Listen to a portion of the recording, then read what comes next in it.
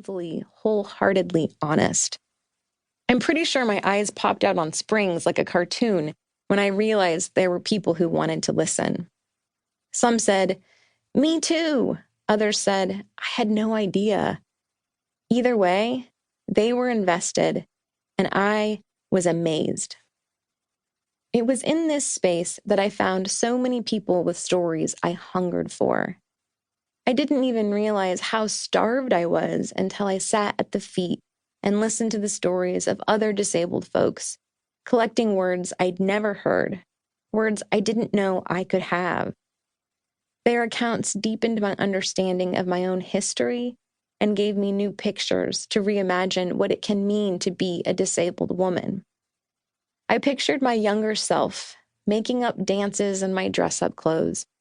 What would have happened if these stories had played a part in shaping my early perceptions? What else might I have dreamed for myself? I voiced this angsty sentiment to one of my first and favorite disabled friends in this Instagram space, Erin Clark, at Erin Unleashes. And she was quick to remind me that our lives aren't over. We are here now for story expanding, collaborative meaning making, and starting a hashtag cripple punk girl band of 30-somethings.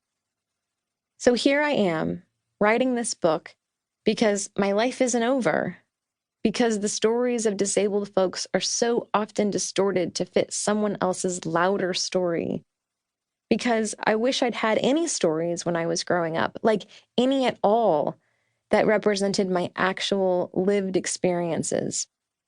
Because there's another generation of exquisite people growing up disabled or about to become disabled, and stories are fucking powerful. A few housekeeping details to sort out before we go any farther together.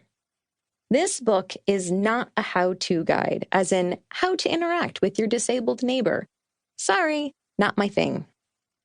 I am not, by any stretch of the imagination, the representative of all disabled people.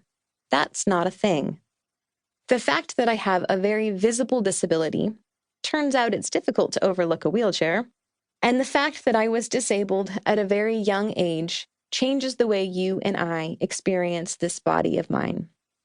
Even folks who share these same traits will have their own slant on what it means to them, because the experience of disability is as varied as the experiences of childbirth or breakups. There are at least 7 billion different ways this could go, and even within one person, feelings can contradict or change over time. Disability expands into every possible corner and intersects with every other identity. I would be doing all of us a great disservice if I led you to believe that the conversation starts and ends with bodies and experiences that look just like mine.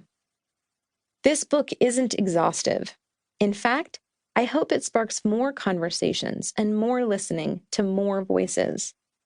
I am much more comfortable in the position of storyteller and question asker than rule enforcer or final word sayer.